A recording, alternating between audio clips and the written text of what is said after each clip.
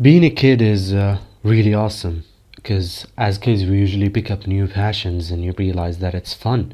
Maybe you try out drawing for the first time and you have fun with your first drawing and it looks somewhat good to your unexperienced eyes, and then you go on and search up videos online of how to draw your favorite anime character, how to draw your favorite cartoon character. Perhaps you enroll in a program where you can be taught how to draw professionally by teachers, or it's always new and it's always fresh and you have all the time in the world to learn about it. And what's good is that you don't think that you have to make money from that thing specifically, which is a thing that plagues us a lot nowadays. Anyone who has a passion, and anyone who is watching this video, if anybody will, is that oftentimes when that passion you had as a child continues on into your adult life, but you still haven't managed to apply it directly into a career. For example, if you like drawing, which is the best example I have here because I relate. If you have drawing and you can apply it into like a professional career as like an illustrator or an architect, if you want to leave the bubble a little bit, because architects do draw, obviously. That's really dumb. There's so many ways you could make money out of your art, but there's so much that can stand in your way at the same time. So much that can hinder you from applying this passion, this thing that you wasted a lot of money on. Wasted is a pretty weird term to use, but to some extent it is a little bit true. You do waste time a little bit, and at least it feels like that when you're not making money out of it. Because money, we all know this, but money makes the world go around. We heard that a million times, but a lot of people also say that, oh, money doesn't matter and you should pursue your passions and all that. But to pursue a passion, already you have to invest time, energy, and most importantly, money. You cannot be into music without buying an instrument or having a microphone to record your voice if you're a singer. You cannot draw without a simple sheet of paper and pencils. But even then, I hate to say this, but it does limit you. Your mediums limit you. If you're only using pencil and paper, there is a whole universe of art out there that you're missing out on. There's charcoal, there is oil painting, there is watercolor, there is so many different ways, so many different mediums you can use. And if you don't have the money, if you cannot afford those things, you can't have the freedom of pursuing that passion, even if it's not for making money. So the starting point is you having money. Money buys us freedom, and it sucks.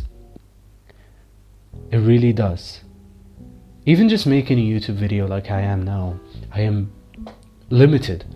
But after a lot of thinking, I thought, why worry about buying a mic? Why worry about getting a new computer that doesn't crash after rendering a 1 minute clip and it lags the entire time? So I don't have the freedom to be creative. I don't have the freedom to be creative.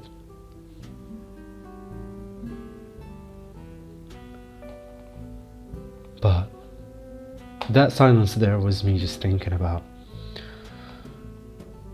am I gonna do anything if I keep thinking like that? Am I gonna do anything if every time I try to make a YouTube video and I go back on the idea because my PC cannot not let me edit a video that I'm satisfied with fully? Will I ever make anything? Will I ever develop? Will I ever feel when I'm 60 or whatever age however long enough I live, will I be satisfied that I've tried everything?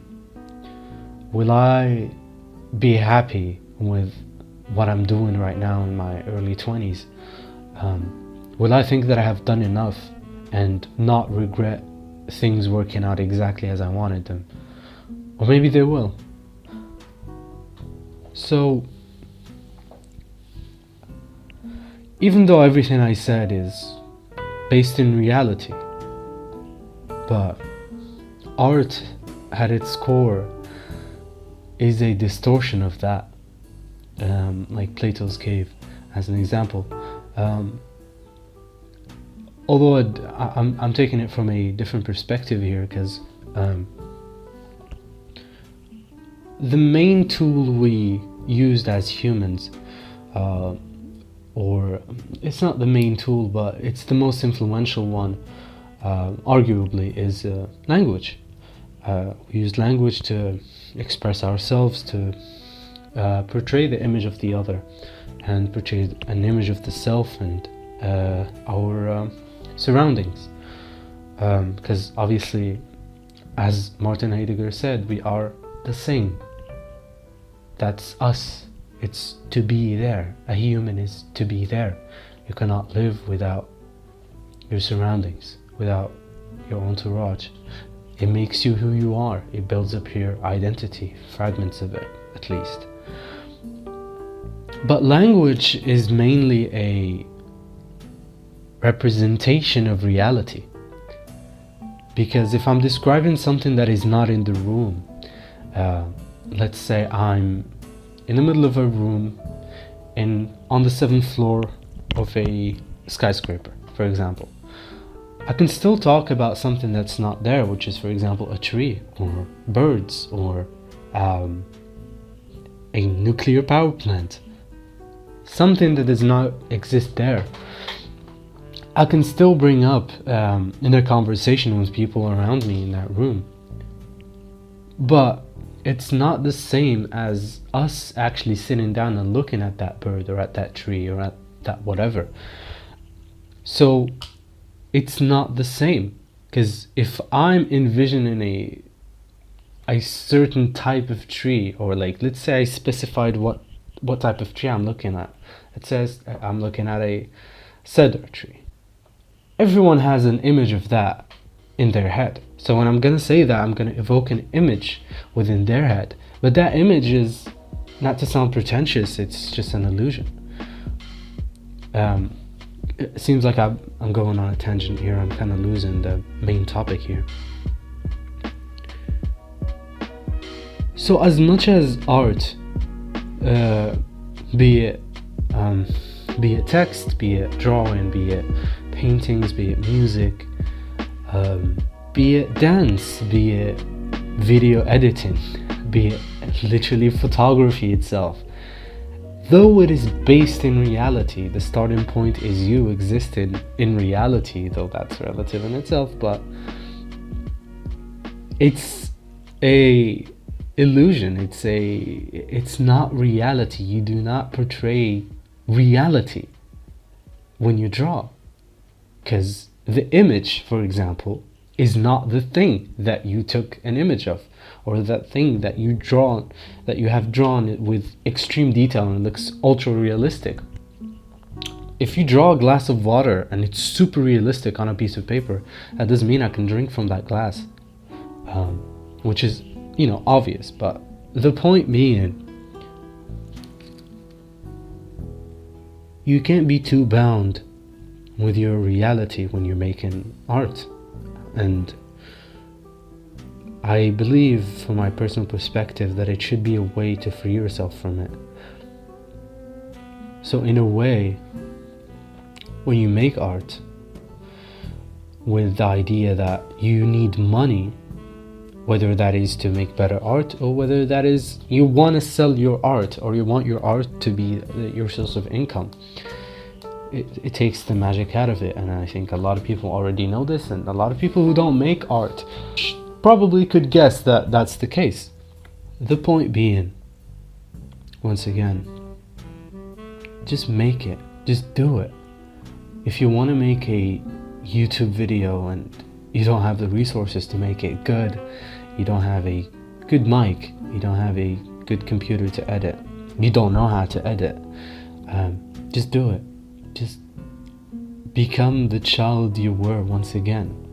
I think as children we've been taught to conform, and part of that is just doing something that will make you money.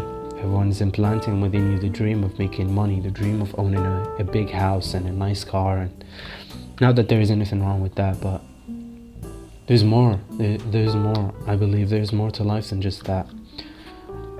There's a lot more. And probably I'll make this another video, but I think the main thing in this human experience, this life, I think it's people. I think it's relationships. I believe those are the main things that I'll talk about that another time, but just make it.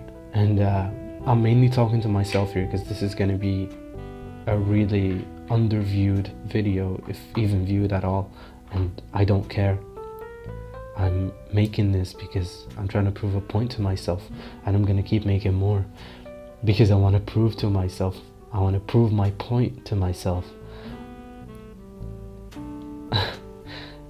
Yeah, I hope whoever watches this video, even if it's one person, I hope you perhaps get inspired, perhaps you remember that one passion that you had as a kid and you forgot about, and maybe you gave up on it because you didn't immediately get better at it, or you saw somebody else was better than you, or etc. Because look at YouTube. I'm putting this video on YouTube, and look at how many amazing videos you can find. Look at how many structured videos with good scripts and amazing cinematography that you can find. So obviously my work is inferior to those from an objective point of view, but I don't care. I will still make this, I will still post this, and I will still leave it up there, and I will not remove it.